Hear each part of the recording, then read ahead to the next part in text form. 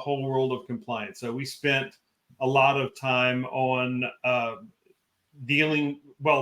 first of all, making sure that your business is what it says it is and how you represent yourself. And so then there's proper name, address if it's applicable, and contact information and websites. Everything matches.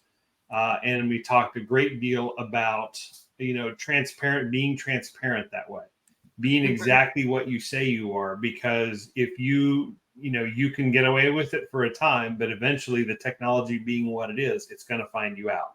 So you're better off being exactly what you say you are, offering exactly what you say you do, and not offering any promises that are not something. I mean, it's one thing to try to deliver something, but you're actually delivering it, and maybe you get over your head or you have technical difficulties or something. But it's another to say you offer something and don't offer it, or to do bait and switch tactics. So then we talked about items to go along with that that start to be laws. We started with the Communications Acts and the different things from back in, and the dealing with telemarketing calls and various aspects of that, and as well as some other. We touched on a few of the rules that are in the state or the country that you're marketing to, not necessarily the one you are marketing from. If it's different, or if you're in an area like the United States, or you're targeting an area like the United States, then you deal with, say, if you're reaching out to California, there are extra rules around dealing with businesses in California. And at the end, we got to talk a little bit about the very hot button at the moment, and that is SMS, text message compliance, and what's going on there with regard to that, because there have been some other deadlines now imposed. July 5th was the original one, and it's obviously come and gone at this point in the live. And the next one coming up is August 31st that I have seen, and that's from messages from Twilio. I don't know if that's a Twilio deadline. I thought I remembered some conversation when this was first coming out from the consortium of cell phone companies. They're called TDR. And I thought there was some conversation around that is actually their deadline. So, and those who are not going through the process or have not been approved to, for sending text messages through Go High Levels, Trust Center, or through Twilio proper, or some other service that sends, sends business to phone text messages, not personal phone to personal phone. This is from business systems to regular phones. Those who are not in compliance have already started getting blocked. I'm getting from some clients that didn't fill out their stuff in time. And at the very least, they're put in spam, if not blocked altogether. And prevented from sending text messages. So that is already happening. So I presume that the August 31st deadline is that if you're not in the compliance and you're not registered in the system, then you are going to get blocked. So that's kind of where we left it. I'm sure I missed something. There was a whole lot of material in there, but it's this is all, again, a great deal of theme around being, as marketers, as we should, to avoid some of the other stories, being transparent about who and what we are and what we do and what we at least try to offer. So I think it's now time for, are we at email now, or where are we at in this? I think we're going to go straight into HIPAA for now. We'll cover email a little bit later. HIPAA was the other one I forgot. Yes. But I think we're going to run straight into HIPAA. Okay. So HIPAA is a fun one because all of us that use Go High Level are aware that we have the option to upgrade our Go High Level account to be HIPAA compliant. And once you've done that, you can't go back. But it does offer you an incredible marketing resource, all right? So if you're talking to dentists, you're talking to anybody in the health sector, the fact that your system is HIPAA compliant, the fact that you have a certificate and everything else in place is very, very powerful. There's a lot more that you need other than just having a HIPAA compliant platform, you also need to have contracts in place and done all those things. But this is one that we're going to talk about very briefly, because I get a lot of questions about this frequently, especially from people that are working with dentists. It seems to come up an awful lot. Do I need to have a HIPAA compliant platform to market for dentists?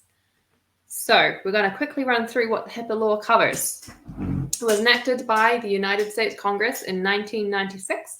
It safeguards medical information and provides privacy and security provisions. Now, if any of you have ever been in the health sector like I have, you're going to aware that HIPAA training was pushed and pushed and pushed, and you had to do it all the time, and it felt really, really boring. But also from the clients or the patient side, if you've ever called to try to get information that was not directly yours, maybe it's for a family member, maybe it's for your child, maybe it's for something else, there are things they won't tell you due to HIPAA compliance. So this is a big deal, and it encompasses a lot of stuff. Yep. So basically, if you are marketing for somebody, it's going to cover the fact that you cannot promote a product or use pictures of real patients without consent from the patient.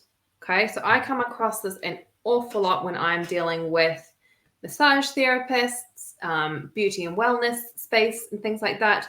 They're going to give me pictures from their business that they might be using on their social media currently.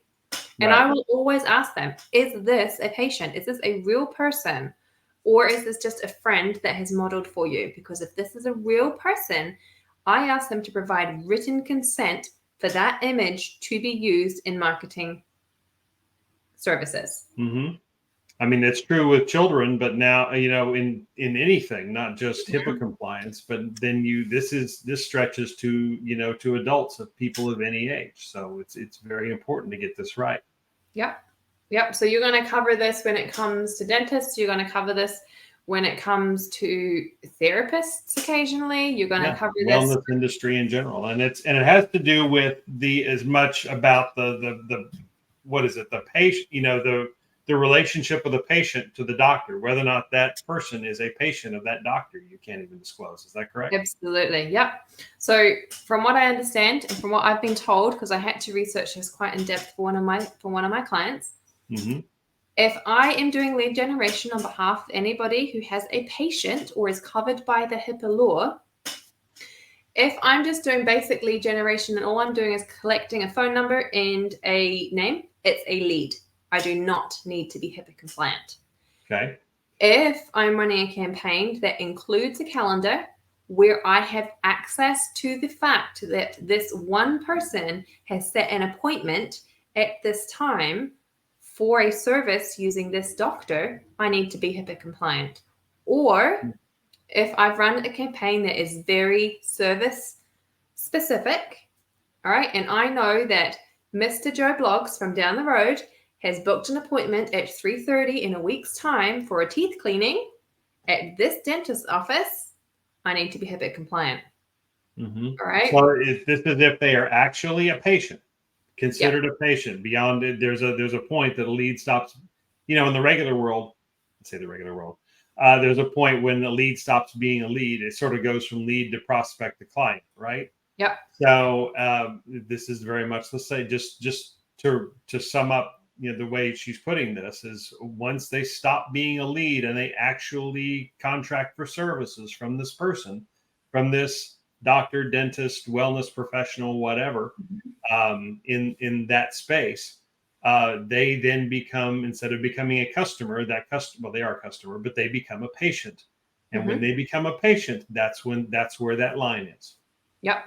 Not the other thing that you're going to come across this with is if you are in the message marketing space. So if you, as a Go High Level professional, are setting up their CRM, okay, and you are setting it up so that they get text messages, it could be appointment reminders, it could be newsletters, it could be something as broad as just a birthday thing. You have access to this patient's phone number, name, date of birth at times, and the fact that they are a patient or a client of this clinic. Oof. that information is protected by HIPAA. Oh boy. Yeah, and message marketing is a great way to lead out for a lot of things, but you cannot do it in this space. Absolutely. Now, it's not that hard to be HIPAA compliant. All right. If you go through Go High Level, they're going to walk you through it and they're going to help you. Okay. This is not something that they are brand new to. They do have this in place. Their support system is going to help you. They're going to provide you with the paperwork that you need, and they're going to talk to you about how it happens. Now, if you think this is not such a big deal, penalties vary depending on the level of negligence, and it ranges from $100 to $50,000 per infraction, with a maximum annual penalty of $1.5 million. And severe cases can even lead to criminal charges and potential jail time. Yeah. So if you expose the wrong person, say a celebrity, or that might be a patient of this person, or somebody that is higher profile, that has an interest. I mean, and sadly, there are people out there who are a bit too happy sometimes. Yeah. You land on the wrong side of those, and you never know where they're coming from. Then they can absolutely take you to task with it, as well as your competition sometimes will do this if they're that unscrupulous out there. Yep.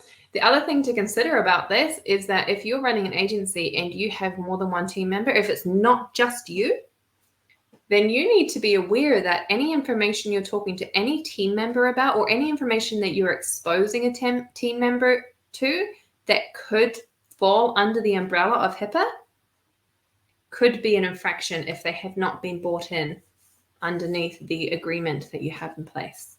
So you don't want to just pick up the phone and be like, "Hey, I just booked this call for this new dentist," because we're all very tempted to do that.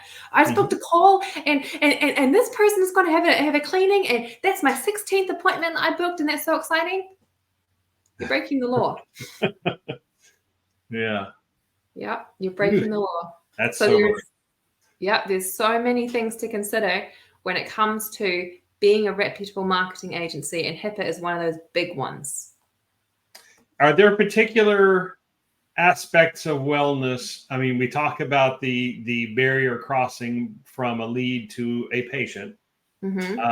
Are there circumstances in, say, different aspects of wellness, say like, I don't know, one or the other, like a yoga studio or a gym, that don't fall under are there ones that don't fall under this particular area, but yet other aspects, say, of wellness do?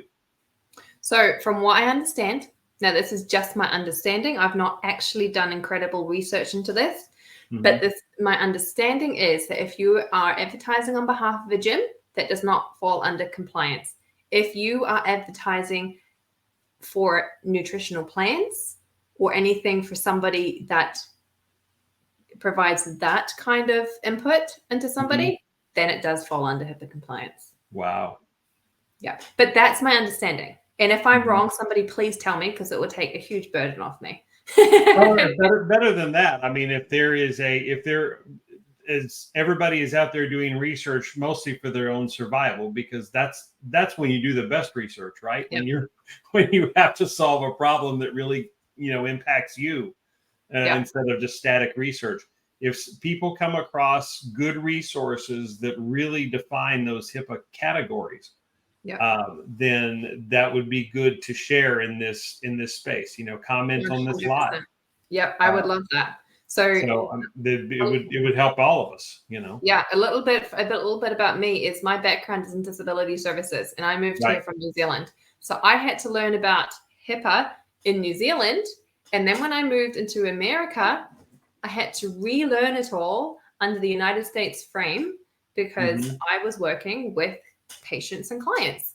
And thankfully, I was able to bring that training into my marketing career, but I still have 2 countries worth of compliance bouncing around inside my head. So anybody that knows this is what they do, because there are teams out there that all they do is work with people that need HIPAA compliance. I would love to hear from you. I really, really would. Yeah.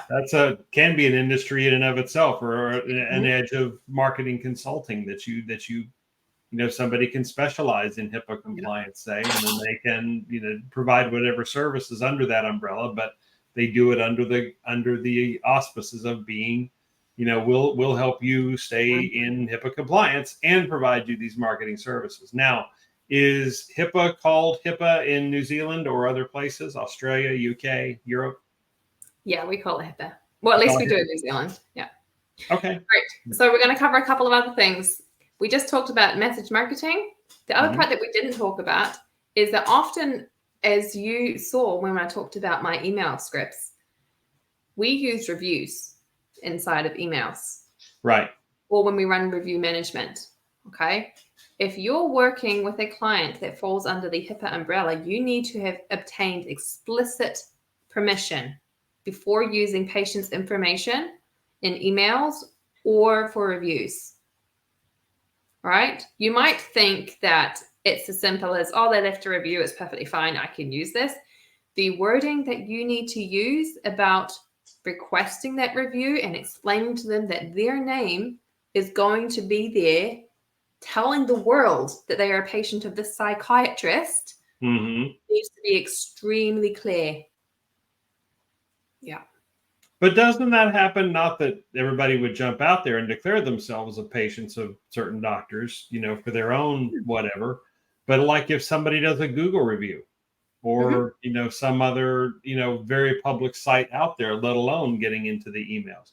Yeah. So from what I understand, if you're actively requesting it, then you need to have you should always have a privacy policy whenever you're requesting somebody to leave a review, but you need to have an ironclad privacy policy that basically gives the company and you as a marketer permission to use their patient health information on a public forum.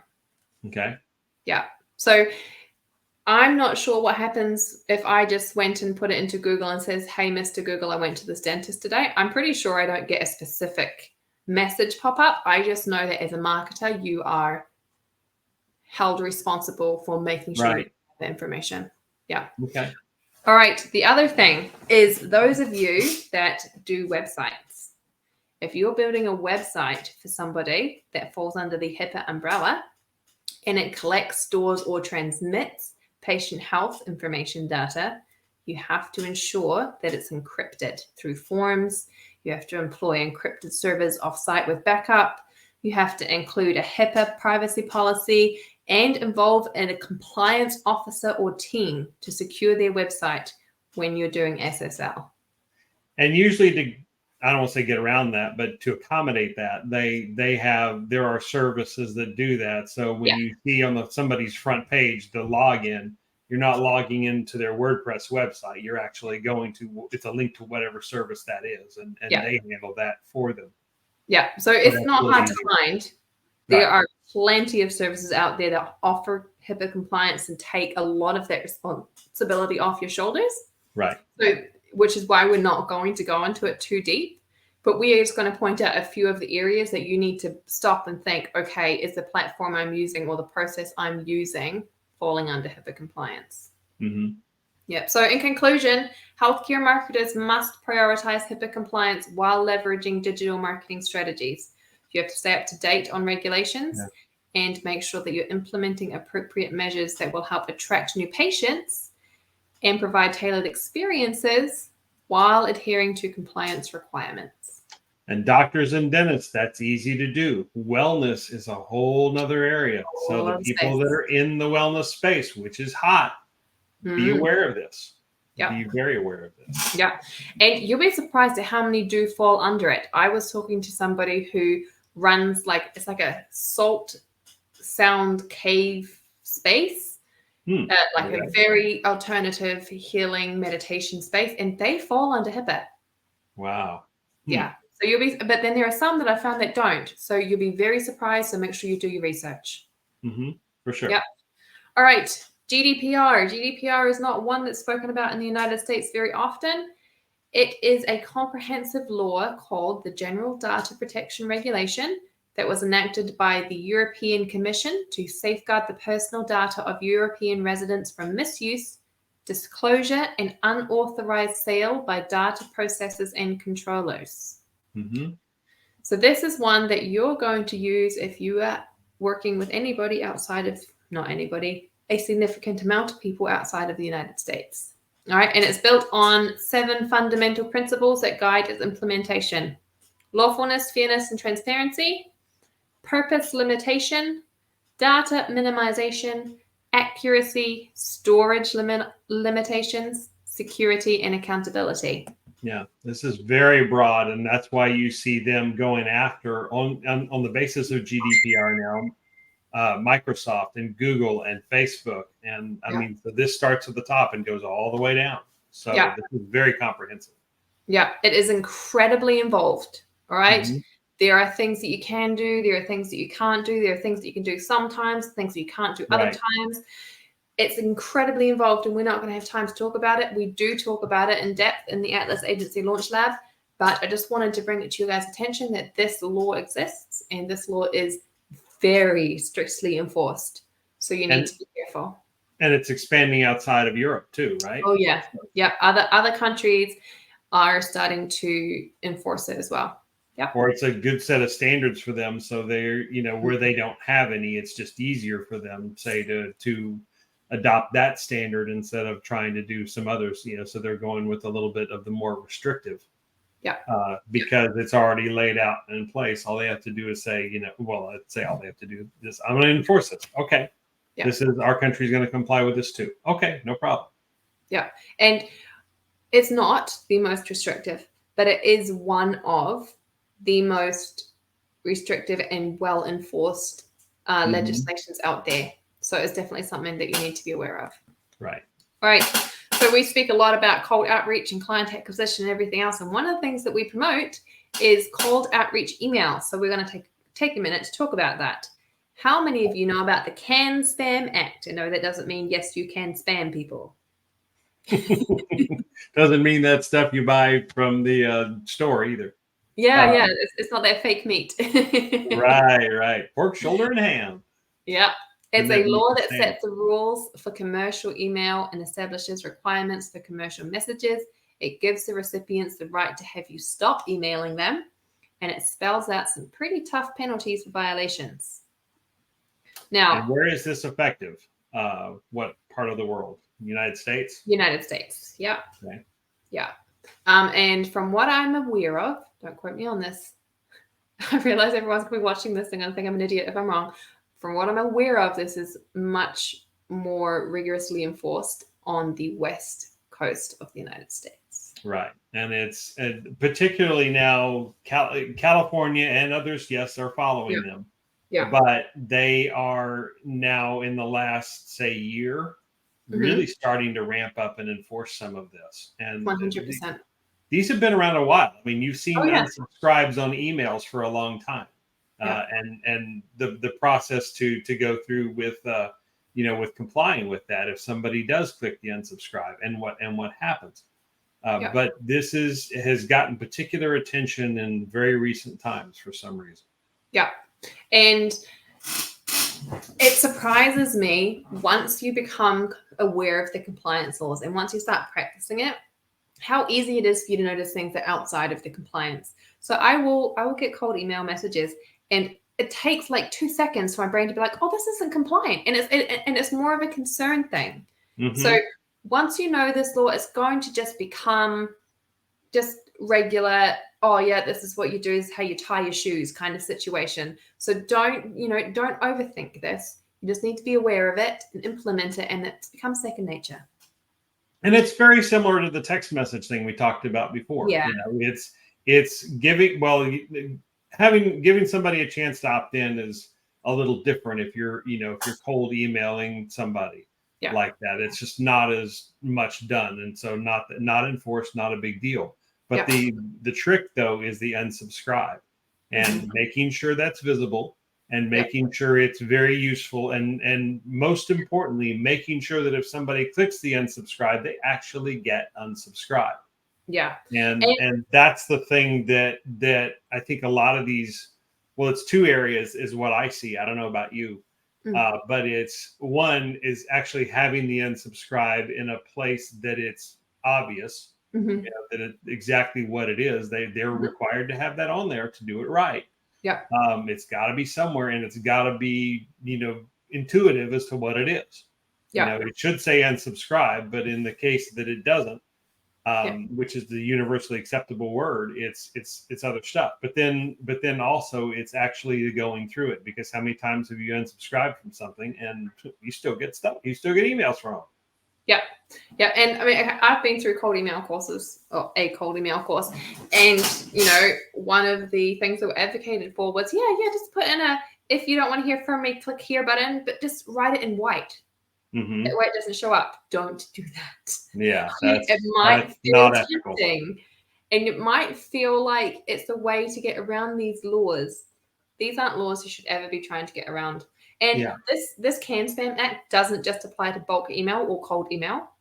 It applies for all commercial messages, okay? Mm-hmm. So if you are doing newsletters on behalf of a business, they still need to have an unsubscribe button, even though these are people that regularly come in, they are interacting with the business, that, they might just want to stop receiving newsletters, and it needs to be there. Yeah. It's unwanted emails of any kind. So if you go visit somebody and you still want to do business with that business, but then they start inundating you with emails, so once a day or several times a day, you have to have the ability to throttle back, or you'll risk losing people anyway. Yeah. Even whether you have that condition or not. But the other is, unless it's just absolutely necessary, but then you have to have a way for them to regulate and control that on their own. Yeah. Or you do it for them.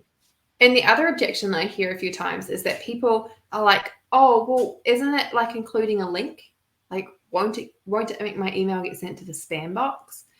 You don't have to use a clickable link. I do, because I warm up my emails properly and I use a software that supports it and everything else. Mm-hmm. And it just makes life simple for me, because I know that when somebody presses that button, they're going to stop receiving emails. I don't have to go on every single day. You can just put reply unsubscribe or reply stop. Okay, it doesn't have to be a button, but there does have to be a way to stop receiving messages. Right, and most of the big message platforms, Go High Level doesn't do this unless you add it, but it certainly has the capability if you do.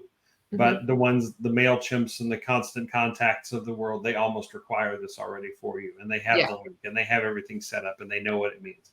Go High Level, it's a little more foundational, a little more nuts and bolts. It's there, but you have to, it's not as automatically set up for you and mandated for you. Yeah. And, if you guys need to be setting up email campaigns on behalf of your clients and you don't know how to implement this unsubscribe thing, you can reach out to us. John and I can sit there and help you figure it out. The other thing that is so easy for anybody to do is there is a stop on response thing. You can just check. Okay. You can just use that for right now while you're trying to figure it out. That way, if somebody replies stop, if you've put that message on the bottom, they're not going to receive more messages until you have gone in and seen what it is they were responding to.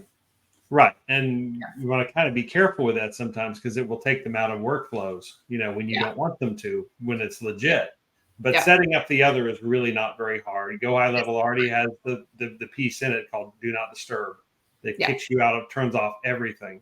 Yeah. Oh, that's so handy. I love it. But you can still message them directly. I mean, there's sometimes people just do that on accident or whatever. Yeah. Or they don't want to be disturbed, but then they go away, they get their head together, and they decide to come back and say, hey, I want to be a customer again. Well, you've already unsubscribed all this. Well, then it's fairly easy to undo, to turn that switch off. So yeah, absolutely. All right. The other things to remember. Email. All right. You need to have the correct information and not use misleading information. So your from, your to, your reply to, and routing information, including the originating domain name and email address, must be accurate and must identify the person or business who initiated the message. Okay. How many of you have started a Facebook campaign and received an email that says support from Meta, blah, blah, blah, and it's just a spam phishing email?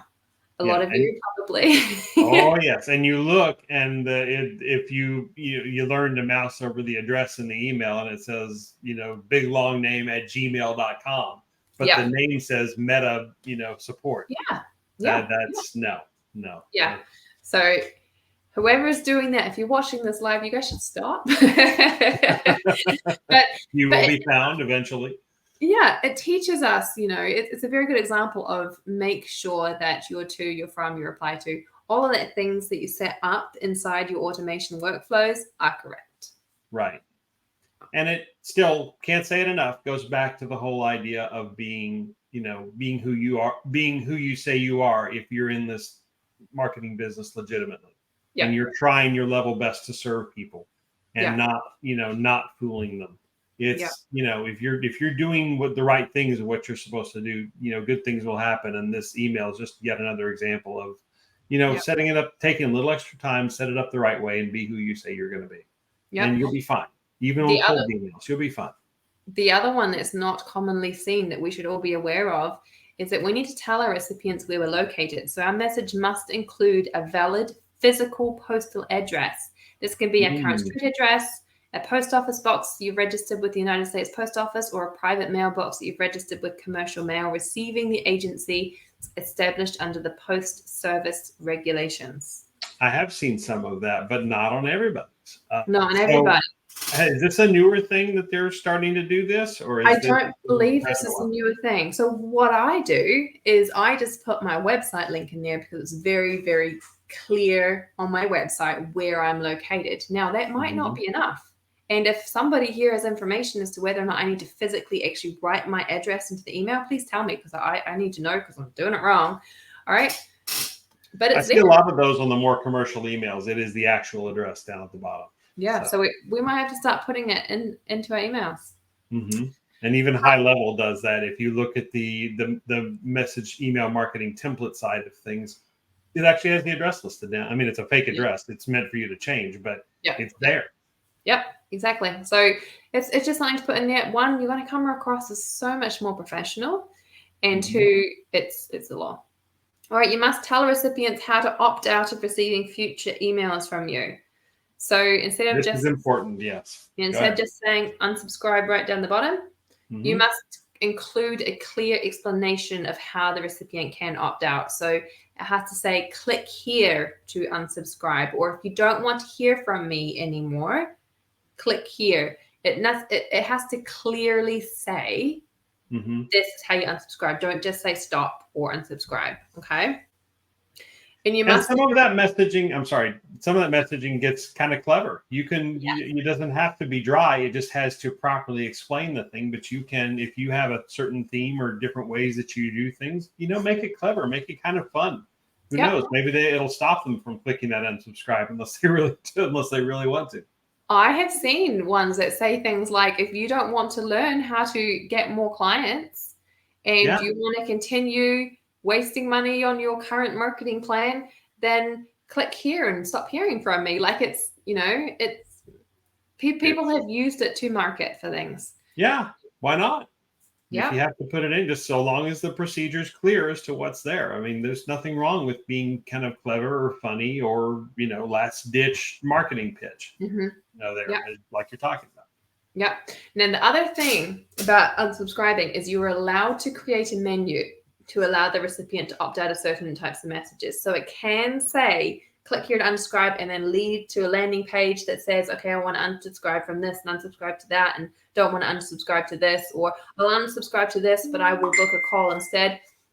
Right. You're allowed to do that, but you still have to include the option to stop all the emails and all the communication from you.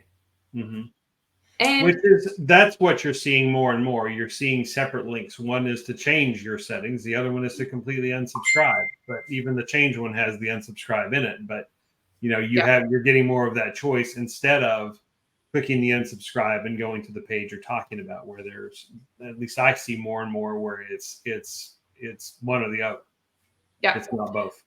All right. So the other thing is, if you plan on changing your cold email software or whatever it is, you have to remember that any opt-out mechanism you offer must be able to process the opt-out request for at least 30 days after you send your message. All right. So if you're using Hunter or MailChimp or whatever, and then all of a sudden you're like, oh, okay, I'm going to go use this software instead, don't turn that one off straight away, because any messages that you sent through there are still going to need to be opted out. And if you choose to turn it off, that's perfectly fine, but you're going to have to manually go in and make sure that every single person that has opted out in whatever way you've chosen to let them opt out has the ability to opt out still.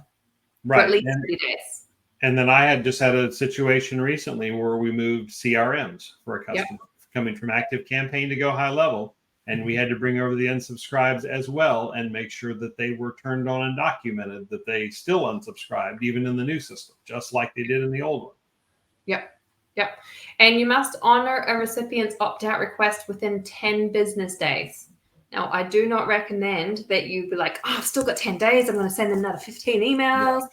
It's not going to work. It's just going to frustrate people. They're going to tell somebody else and leave a bad name out there for you. Just opt them out. You will do more damage than you do good.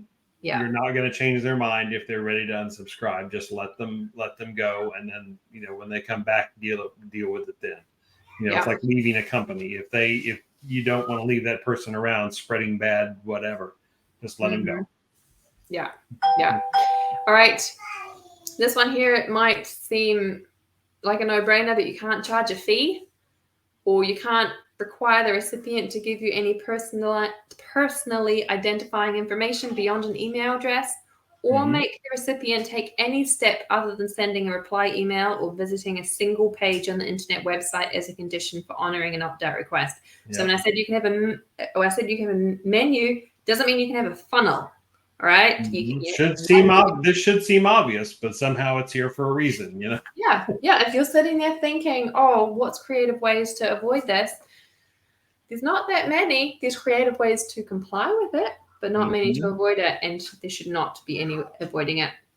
All right. Once people have told you that they don't want to receive any more messages from you, you cannot sell or transfer the email addresses, even in the form of a mailing list. The only exception is that you may transfer the addresses to a company that you've hired to help you to comply. All right. Okay. So if you're sitting here with a bunch of your colleagues that all run agencies and be like, oh yeah, okay, well, here's some really big fish guys. They asked me to stop sending them emails, but you guys could probably. Don't do that. You're not allowed to do that. Okay. And that company you pass it off to needs to, that's helping you to comply, needs to honor the unsubscribe as well. Yeah. All right. And do that. You need to monitor what others are doing on your behalf. So if you have freelancers, employees, contractors, anybody, you need to make sure that whoever is handling your emailing is complying with the law. You cannot contract away your legal responsibilities to comply with the law, because both the companies whose product is promoted in the message and the agency that's promoting that message will be held legally responsible. That's right. That's very true. And right, you're ultimately responsible for your people as well. So, no matter if they're contracted or not, they're doing business under your umbrella. So, all right. So tools for success. John's going to walk us through a couple they're sitting with in Go High Level right now.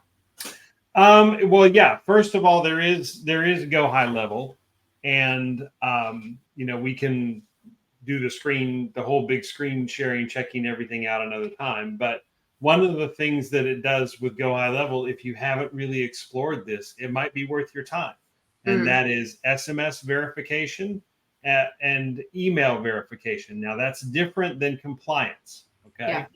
That's very different than compliance. And other softwares offer this too, particularly the mail ones will offer this as well. So this is a way that it will pre-check for you, and it does cost. It's like 0.000075 or whatever. It's some very low number. I guess it ultimately adds up. Yeah. And but it's not terrible, unless it's only really a problem if you're doing cold email. Then it can get expensive, or cold, outreach of that kind, and you want to use the service. But what it does is first of all, you have to be on the LC system, on the lead connector system, LC phone, LC email. Never mind that LC phone goes through Twilio, and never mind that LC email goes through Mailgun. Okay, they put this front end in front to help you, and then they can offer this service, and it's really through those other companies, and they're managing it for you. So you can turn these on. They're check boxes. They're both at the agency level. You can turn on. I think it's the LC phone. You can turn it on for all your accounts from the agency level. And then you can actually go into the, if you've selected this, you can actually go into the business profile page of a particular of your client that you want to activate these for, and scroll down. It's on the right-hand side. There's a whole series of checkboxes. And they are things like remove email if it comes back as invalid, remove the email from a contact, which is very handy. Because what's starting to happen now, this has already happened to one of my clients, is they got shut down by the system by Mailgun through LC email, because they had too many bounce rate. This particular, it was a sub account of my client, who was sending out messages. Most of them the client does on their behalf. They go into their sub account and they send out these messages on their behalf. So it is and they were getting too many bounce backs. And so we had to have, and so they were shut, this particular sub account was shut down from sending email until we contacted support and worked through it. So what we, learned in all this is, we finally had the discussion with the client that says, I don't want to nickel and dime my people to death, but I don't want this to happen either. So he elected to just suck up the cost of turning these systems on himself, and on behalf of his agency, and reaching out to then these people, so they can, and then clearing everything up through support, so it can be cleared up, and that system can now be turned on, and it will, it'll take away these emails as these people come in if they're invalid. Or not a valid email, not something that will get returned and bounce back, because all of their email has the proper, like we've just gone through, has all the proper unsubscribe items, has all the texts, have all the proper unsubscribe and opt out messages. They're doing what they're supposed to do, but they just were not policing those addresses like they could. So it's a real thing. So consider spending a little extra money inside of Go High Level to have them do this for you. It's the same with text messages, that they can do that. And so those are the main ones. And of course, HIPAA compliance, which Go High Level does, and they'll walk you through the whole process. As Sheena Lee said, it's more expensive. It's almost double the cost of what you had. But if you're reaching to the right people, it is a sales tool, and it's something that's if you want to go down that road of really working with medical folks and wellness folks, now we're learning, it's worth your time and your money and your effort to do it, and to have what High Level is starting to do a little more of. I mean, first they were just out to replace softwares. Now what they're doing is putting, at least it seems to me anyway, and those of you who actually work for Go High Level, who monitor this group, jump in and confirm this or not. But it seems like, as has been the case a couple of times, thank you very much for watching. But they are now starting to jump in with some services in front. And a real good example of that was the SMS compliance. They put this wizard in front that had these blanks, pre-populated with what you were supposed to put in them. And so they're really doing that. The same applies to HIPAA. They're not going to leave you stranded with this. They're going to help you every place that they logistically can. They also have a, not very talked about in the United States, but they also have a GDPR compliance that you can turn on. That's true. I thought I'd heard that, but I have, again, since I don't work in the United States, I don't work outside the United States necessarily, I haven't really run across that. But yes, they do have the GDPR. Now, some of the other regulations we've talked about, they don't per se as a service, but if you watch these and go through the basics of them, and even look in support, if it's for Go High Level or other places, they'll help you comply with them. Yeah. If you're, say, doing business in California and you want to make sure you don't run afoul of the CAN spam or the TC, I cannot remember the TCPA. TCPA, yeah. TCPA one from last time about doing cold calling and telemarketing. So you won't run afoul of those. They give you ample tools to do that. Now let's talk quickly about a couple of things outside.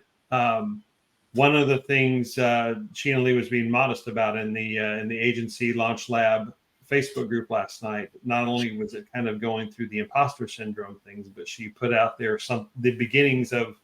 And we go into more in depth in the course about how to do an audit on somebody. And it's not a Deloitte audit where they really go in deep, or KPMG or some of these other people. But it is a great way to find out some information about your client before you show up. Yeah. So I add a couple of extra pieces to that, and they have to do. They kind of hang around this idea of compliance. So I can't always look at their text messages, of course, but what I can check is if a domain is blacklisted. If they've got a mark on them, it is actually published in places. If they're doing email and that email is getting, those are getting too many return. That's why they had with my client, that was a preemptive strike on Go High Level and Mailgun side to say, hey, you need to fix this or you are going to get blacklisted. You're not yet, but you are. Yep. So they stopped it at their level. And then, but if you still go so far that you get it blocked, places like MX Toolbox, they have some really cool little wizards, and they're free. They will go and check a domain that you give them, and whether or not the emails are sending properly, whether or not they're recognized, and whether or not the email domain the domain you're using is blacklisted. Now, if it's Google, you're sending something out of Google, then that's not gonna. You'll figure that out real quick, and Google manages that itself to make sure that keeps that from happening. Same with Microsoft, the big providers. But when you start talking about other email servers that are attached to domains, these free little tools will check to make sure that that's not an issue. And so really cool stuff out there. Yeah. That brings up another way to use this compliance. Instead of just thinking about the whole, these are all the things I have to do to be able to be a marketer. These are tools that you can use to find clients and attract clients beyond just your branding. All right. So the minute you know about these compliance things, it's going to be so simple for you to identify businesses that are not currently being compliant. And that is just a way to start a conversation with them. To be like, hey, Mr. Business owner, are you aware that this law, now has this? And if you want assistance helping it, let me know. I'll help you out. Yeah. In the same way that businesses, security is a big thing now for businesses that are people out. I mean, it has been for several years now, the last 10 years or 50 or so, that people are really, keeping the bad actors from coming into your system, making sure you have firewalls, making sure you have all this other stuff. Here's the same thing for marketing, where you can make this your business, and not only reach out as just a part of as an entree to talk to them, but make this your business. Yeah. Be that person that says, I will get you HIPAA compliant, I will get you GDPR compliant, and then once that's done and we have that situation addressed, then we'll get your email, you'll get your domain unblacklisted, so you can start sending emails again, regular emails. Yep. I'll get you SMS compliant. So, and then once that's done, then you can come back with, oh yeah, we do this too. Yes, we'll do a website or a funnel or whatever. It's a great entree. It's a great foot in the door opportunity. Exactly. Most of us forget about, because we're so busy trying to push a service that we forget about the ways that a business needs our help. And if we approach it from the way a business needs our help, there's your foot in the door service. And this is very much it's something that I do, and once I discovered Atlas Agency Launch Lab, this is something we cover as well. It's not just the niche, the narrow marketing services. You are a business strategist. You're a marketing strategist, and you offer all kinds of things to get people customers or to unstick them from situations that they find themselves in. So this is yet another example that you can come at this with a very broad approach, but it can be individualized to every potential client that you come across. Everybody's needs are a little different, but you have yet another set of tools in your tool belt that you can find all this quick and identify it and really help them with it. Yeah. It just leads to more and more and more for that. As you build the relationship with that client, you become that person that they know they can call reliably to not only fix problems, but get better results than they've ever gotten. And so then you start building that up, and that snowball really takes hold. Mm. All right, we're going to have to run very soon, guys, because I have a sales meeting in about 5 minutes. But once again, we are not lawyers. This is the information that we have gathered as we're working at the coalface. We never actually went and studied law specifically. If you need to know for certain to protect yourself, please talk to a lawyer. LegalZoom is very affordable, and they have great resources. Yes. You have your own attorney, and then there are the government sites that you can actually look at yourself. So just do a Google search on what is TCPA, and you're going to come up with the government site that's going to tell you. And then there's going to be like a find out more and get more help button, right? Yeah. It's there. It's right there. And make sure you go to the government side. Don't do somebody's take on it. Go to the actual resource that's putting it, that's mandating that you do this. Mm-hmm. Cell phone compliance, go to the TDR. If it's HIPAA, go to whatever your local government is where you're working on. GDPR there's a whole foundation with that. So absolutely. Go to the source. And if you want to know more about how to use compliance as part of your brand, if you want to know more about using compliance to get clients, you want to know more about using compliance efficiently instead of being bogged down in the stress of I can't start anymore. Have a conversation with us. Join us in the Launch Lab family, and we will get you agency compliant and running smoothly. And show you how to do it and steer you through everything. And if you had any questions, I know we kind of flew through all this and on a time crunch, but put them in the chat that goes with this and reply to this video, and we'll do our best to try to answer some of them as best we can. Same goes if you have any resources that go along with this that you come across that are from legit sites. Again, don't want somebody's opinion on it, but if they're actually the legit sites of when, say, you could use HIPAA or when you don't, and which specific industries that applies to, put those in there as well for all of us to share. Don't just put it in the chat. Put it out there. And I say chat. I'm talking about the thread of the actual post. Yeah. So it's out there for everybody. So do that. All right, guys, we're going to see you again on Thursday night. We haven't completely decided on the topic that we're going to discuss. We have a few ideas, but we want to hear from you. Is there anything that you want us to come on live and talk about? The rest of you, if you want to see more of us, head over to the Atlas Agency Launch Lab group. We're in there. We're talking to everybody. There's a lot of resources that have come up in just the last week. That's not even from us. Everybody's sharing incredible things. So I look forward to seeing you inside.